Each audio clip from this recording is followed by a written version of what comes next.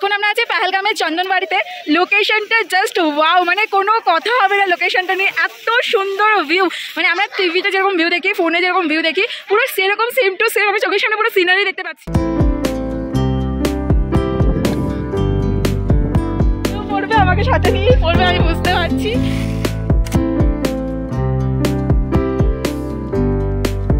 Hello friends, welcome back to my channel. আমি moon. আমার চ্যানেলে তোমাদের সকলকে ওয়েলকাম জানাচ্ছি। আজকে আবার চলে এসেছি তোমাদের সাথে শেয়ার করব নতুন একটা ভিডিও। নতুন ভিডিও শুরু করার আগে তোমাদেরকে ছোট্ট করে বলে রাখি এর আগের ভিডিওতে কি করেছিলাম। এর আগের ভিডিওতে তোমাদের সাথে শেয়ার করেছিলাম আমরা কাশ্মীরের উদ্দেশ্যে অলরেডি রওনা দিয়ে দিয়েছি। টানা 2 দিন ট্রেনে থাকার পর অ্যাট লাস্ট আমরা এসে পৌঁছেছি কাশ্মীরের পেহেলগাঁওতে। কলকাতা থেকে জম্মু তাওয়ি পর্যন্ত ট্রেন জার্নিটা আমাদের কেমন ছিল, টানা 2 দিন ট্রেনের মধ্যে ছিলাম, কিরকম কি এক্সপিরিয়েন্স হয়েছিল, সমস্ত কিছু এর আগের ভিডিওটা তোমাদের সাথে শেয়ার করেছি।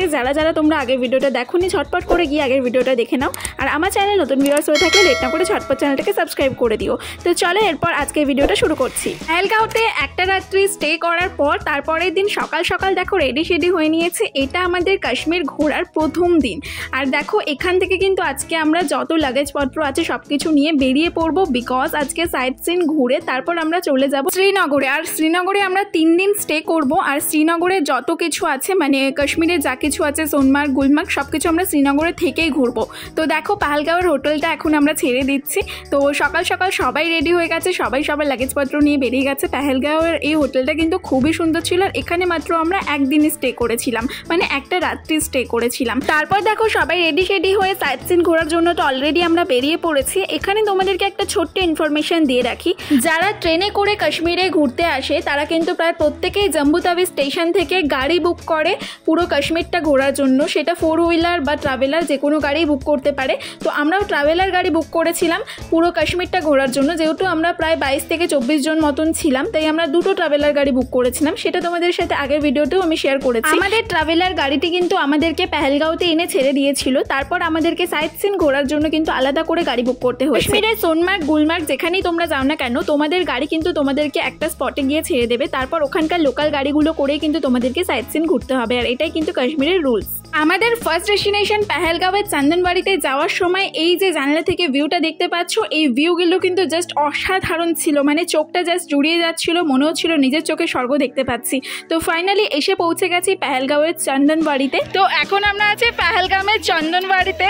লোকেশনটা জাস্ট ওয়াও, মানে কোনো কথা হবে না লোকেশনটা নিয়ে। এত সুন্দর ভিউ, মানে আমরা টিভিতে যেরকম ভিউ দেখি, ফোনে যেরকম ভিউ দেখি, পুরো সেরকম সেম টু সেম আমি চোখের সামনে পুরো সিনারি দেখতে পাচ্ছি। কাশ্মীরকে বলা হয় স্বর্গ, মানে সত্যি এটা স্বর্গ। এত সুন্দর, চারিদিকে শুধু বরফ আর বরফ। প্রচণ্ড ঠান্ডা লাগছে, বাট রোদ্দুরটা অনেক আছে। আজকের ওয়েদারটা খুবই ভালো। তো ওয়েদারটা আজকে জাস্ট দারুণ ওয়েদার। ওয়েদারটা নিয়ে জাস্ট কোনো কথা হবে না, ওয়েদারটা দারুণ ওয়েদার। চারিদিকে শুধু বরফ আর বরফ, চারিদিকে শুধু বরফ। আর এই যে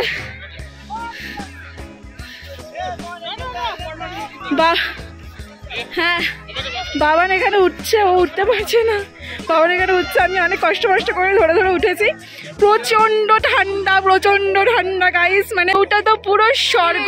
ফার্স্ট চন্দনবাড়ি ভিজিট করলাম আমরা, জাস্ট দারুণ লাগছে, দারুণ। আমার ড্রিম ডেস্টিনেশন ছিল কাশ্মীর। প্রথম থেকে ভেবেছিলাম কোনো না কোনো একদিন কাশ্মীর তো অবশ্যই যাব। তো কাশ্মীর এসছি, আমার স্বর্গ এটা। শুধু আমার না, সবার স্বর্গ এটা। সত্যি খুবই সুন্দর। আমরা কাশ্মীরে গেছিলাম মে মাসের 10 তারিখে, মানে 10 তারিখে আমাদের ট্রেন ছিল। আমরা পেহেলগাঁও ভিজিট করেছিলাম মে মাসের 13 তারিখে।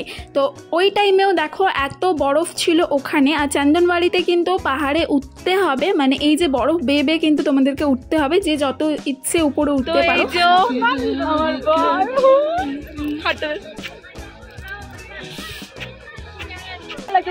দুর্দান্ত। তুমি নিজেও পড়বে, আমাকে সাথে নিয়ে পড়বে, আমি বুঝতে পারছি। এই শুধু স্লিপ খাচ্ছে। ও জাস্ট দারুণ জায়গা, এত সুন্দর।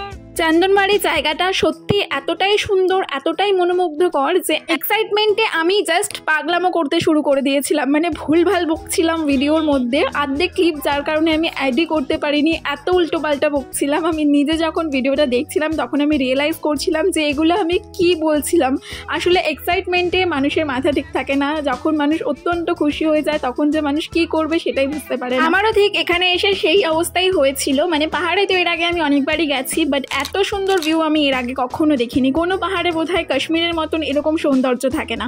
এরপর দেখো উঠে তো পড়েছিলাম পাহাড়ের ওপরে বরফ বেয়ে, বাট নাবার সময় অবস্থা আমার কেরোসিন হয়ে গেছিলো। মানে এই যে নাবার সময় দেখো আমি কিভাবে বসে বসে বেয়ে নাবছিলাম, আর আমার পিছনটা পুরো ভিজে গেছিলো, মানে জিন্সের পিছনটা দেখো পুরো ভিজে গেছিলো। রিলসটা তোমাদের সাথে শেয়ার করলাম, এই রিলসগুলো বানাচ্ছিলাম, আর দেখো পেছনটা আমার কিন্তু পুরো ভেজা ছিল বিকজ ওই বরফ বেয়ে নাবার সময়।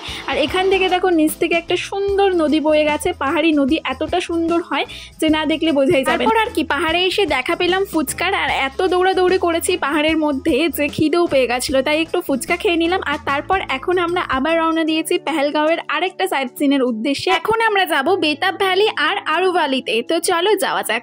এত সুন্দর পরিবেশটা ছিল যে চারিদিকটা দেখতে দেখতেই সময় কেটে যাচ্ছিল। পেহেলগাঁওয়ের বেতাব ভ্যালি জায়গাটার নাম বেতাব ভ্যালি রাখা হয়েছিল, তার কারণ ওখানে সানি দেওয়ালের বেতাব মুভি শুটিং হয়েছিল, তাই জন্য ওই জায়গাটার নাম রাখা হয়েছিল বেতাব ভ্যালি। তো বেতাব ভ্যালি দেখার পর আমরা চলে এসেছিলাম আরু ভ্যালিতে। আর আরু ভ্যালি জায়গাটা কিন্তু মারাত্মক লেভেলের সুন্দর ছিল। আমরা প্রথমে পেহেলগাঁওয়ের চন্দনবাড়িতে ভিজিট করেছিলাম, তারপর বেতাব ভ্যালি ভিজিট করেছিলাম। আর আমার সব থেকে বেশি ভালো লেগেছে যেই জায়গাটা, সেই জায়গাটা হচ্ছে এই আরু ভ্যালি।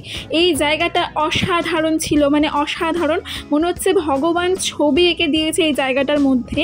ছবি আঁকলে যেরকম সুন্দর লাগে, তো মনে হচ্ছে সৃষ্টিকর্তা ছবি এঁকে এই জায়গাটাকে বানিয়েছে। এত সুন্দর ছিল এই জায়গা। আমাদেরকে আগেই জানিয়েছি মে মাসে আমরা কাশ্মীরে ভিজিট করেছিলাম, তো আরু ভ্যালিতে কিন্তু মে মাসে বরফ ছিল না, বাট উইন্টার সিজনে আরু ভ্যালি কিন্তু পুরো বরফের চাদরে মোড়া থাকে। এখানকার যারা লোকাল বাসিন্দা তারাই জানালো উইন্টারে আরু ভ্যালি সম্পূর্ণ বরফে ঢাকা থাকে। বাট আমরা উইন্টারে যাইনি, তো কি হয়েছে মে মাসে কিন্তু আরু ভ্যালি আরো অনেক অনেক বেশি সুন্দর লাগছিল আমার কাছে। মানে মনে হচ্ছিল পুরো সিনারি দিয়ে আঁকা ছিল। এক একটা সিজনে এক এক রকম কিন্তু দেখতে হয় কাশ্মীর। তারপর আমরা পেহেলগাঁও বাস স্ট্যান্ডে এসে পৌঁছালাম, যেখানটায় আমাদের ট্রাভেলার গাড়িগুলো রাখা ছিল।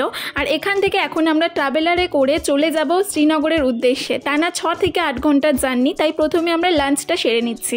তো লাঞ্চ সেরার জন্য আমরা একটা পাঞ্জাবি রেস্টুরেন্টে এসেছিলাম, আর সেখানে আমরা একটা কম্বো প্যাক নিয়েছিলাম। এখানে কিন্তু ভাত আর রুটি এই দুটো জিনিস কিন্তু কমন, মানে অল্প ভাত দেবে, 2টো রুটি দেবে, তার সাথে কিছু সবজি দেবে, ডাল দেবে, এগুলো নিয়ে কিন্তু একটা কম্বো প্যাক তৈরি হয়। আর এই সমস্ত কম্বোগুলোর প্রাইস থাকে অ্যারাউন্ড 200-250 এরকমই প্রাইস থাকে। তো দেখো তারপর বাস স্ট্যান্ডের পাশেই একটা লোকাল মার্কেট ছিল, তো ওই মার্কেটে কিন্তু প্রচুর টাইপের শপিংয়ের ভ্যারাইটিস জিনিসপত্র ছিল, আর এখানে কিন্তু দামটাও অনেক অনেক কম ছিল। যা কিছু দেখতে পাচ্ছ সবকিছুর দাম মাত্র 200 টাকা করে। এই সব কা কিতনা প্রাইস है? এই সব 500।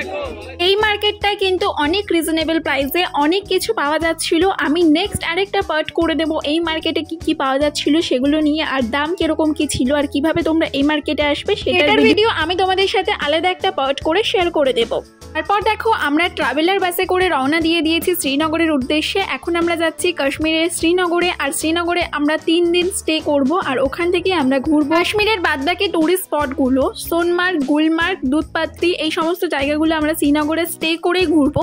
তো এখন যাচ্ছি শ্রীনগরের উদ্দেশ্যে। মাত্র একটা জায়গা ঘুরলাম কাশ্মীরের পেহেলগাঁওটা, তাতেই আমার এত ভালো লেগেছে। কাশ্মীরকে আমি ইমাজিনেশনে যতটা সুন্দর ভেবেছিলাম তার থেকেও অনেক অনেক অনেক বেশি সুন্দর কাশ্মীর জায়গাটা। তোমরা যারা যারা কাশ্মীরে গেছো আমাকে কিন্তু অবশ্যই কমেন্ট বক্সে কমেন্ট করে জানিও তোমাদের কাশ্মীর জায়গাটা কেমন লেগেছে। তারপর দেখো শ্রীনগরে যাওয়ার রাস্তার ধারে প্রচুর প্রচুর আপেলের বাগান পড়বে, তো আমাদের ড্রাইভার দাদা আমাদেরকে আপেল বাগান দেখানোর জন্য দাঁড় করিয়েছিল গাড়ি। তো এখানে আমরা আপেল বাগানে ঢুকেছিলাম। তো আপেল বাগানে আপেলও হয়েছিল, বাট অনেক ছোট্ট ছোট্ট আপেল হয়েছিল এখানে। তোমরা যারা আপেল দেখতে কাশ্মীরে যেতে চাও তারা কিন্তু আগস্ট মাস থেকে সেপ্টেম্বর মাস, অক্টোবর মাস এই টাইমটাতে যাবে। এই টাইমটায় কিন্তু আপেল বাগানে বড় বড় ভর্তি ভর্তি আপেল হয়ে থাকে। তো আমরা যেহেতু মে মাসে গেছিলাম তখন দেখো এরকম ছোট্ট ছোট্ট আপেল হয়েছিল, মনে হচ্ছে ছোট ছোট পেয়ারা হয়ে আছে, তাই না? বাট এগুলো কিন্তু সব ছোট ছোট গ্রিন আপেল হয়েছিল। যাই হোক, আপেল তো দেখতেই পেয়েছি। এখন এসছে এখানে আপেল বাগানে, দেখো অনেক ছোট্ট ছোট্ট আপেল হয়ে আছে। বাট আমাদের লাকটা খারাপ যে আমরা যদি আরও অনেকদিন পরে আসতাম তাহলে হয়তো এখন আপেল দেখতে পেতাম। বাট অনেক ভিউ দেখেছি সুন্দর সুন্দর, এটাই অনেক বড় ব্যাপার। বাট আপেলটা ছোট্ট ছোট্ট দেখতে পেয়েছি, বড় বড় আপেল দেখতে পাইনি। তো যাই হোক, এখানে পুরো ভর্তি আপেল বাগান আছে। আপেলের টাইমে আসলে এখানে ভর্তি ভর্তি আপেল দেখা যায়। রাস্তার দুই ধারেই কিন্তু এখানে প্রচুর প্রচুর আপেলের বাগান আছে, আর এই আপেল বাগানগুলোর দৈর্ঘ্য কিন্তু অনেকটা বড়, আর এখানে কিন্তু প্রচুর প্রচুর আপেল গাছ আছে। সিজনের টাইমে কিন্তু এখানে ভর্তি ভর্তি আপেল পড়ে থাকে। এই সব का प्राइस जो भी ले लूं, हाँ जो भी ले लूं, 100 रेट ज्यादा होती है। मैं 1 किलो, हाँ 1 किलो।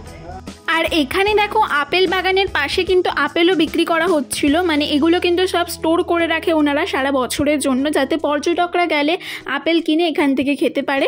আর এখানে দেখো 1 কেজি আপেলের দাম মাত্র 100 টাকা করে। গ্রিন আপেল ছিল, রেড আপেল ছিল, তোমরা যে কোনো আপেল নিতে পারো, মাত্র 100 টাকা কেজি ছিল। আর এখানে কিন্তু বার্গেনিংও চলে, যদি বেশি করে নাও সেক্ষেত্রে কিন্তু আরও অনেক কমে কিন্তু পেয়ে যাবে। এছাড়া দেখো বিভিন্ন রকমের আপেলের জ্যাম ছিল, জেলি ছিল, আপেলের কিন্তু বিভিন্ন রকমের আচার ছিল, সেগুলো আমাদেরকে টেস্ট করাচ্ছিল। আর টেস্ট কিন্তু ভীষণ ভীষণ ভালো ছিল। আর আমরাও এখান থেকে অনেক কিছু কিনেছিলাম, আপেল কিনেছিলাম, তার সাথে জ্যাম, জেলি এইসবও কিনেছিলাম। আর এগুলো কিন্তু খেতে সত্যি ভালো ছিল অনেক। তারপর দেখো আপেল টাপেল খেয়ে আমরা আবার রওনা দিলাম শ্রীনগরের উদ্দেশ্যে। তো শ্রীনগর পৌঁছাতে পৌঁছাতে আমাদের অনেকটাই রাত হয়ে গেছে। তারপর আমরা নেক্সট ডে ভিজিট করেছিলাম সোনমার্গে। আর এই সমস্ত ভিডিওগুলো নিয়ে আসছি নেক্সট পার্টে। তো অবশ্যই কিন্তু তোমরা যদি আমার চ্যানেলটাকে এখনো অবধি সাবস্ক্রাইব না করে থাকো, ঝটপট আমার চ্যানেলটাকে সাবস্ক্রাইব করে পাশে থেকে বেল আইকনটাকে প্রেস করে দিও, যাতে আমার চ্যানেলে এরকম ধরনের নতুন নতুন ভিডিও আসলে সবার আগে তোমাদের কাছে নোটিফিকেশন পৌঁছায় আর তোমরা আমার ভিডিওগুলো দেখে নিতে পারো। আর কাশ্মীর জার্নির সমস্ত শর্টস ভিডিওগুলোও কিন্তু আমি আপলোড করছি, সেগুলোও কিন্তু অবশ্যই দেখে নিও। তো চলো আবার দেখা হচ্ছে নেক্সট ভিডিওতে। ততক্ষণ পর্যন্ত তোমরা সবাই সুস্থ থেকো, ভালো থেকো, টাটা।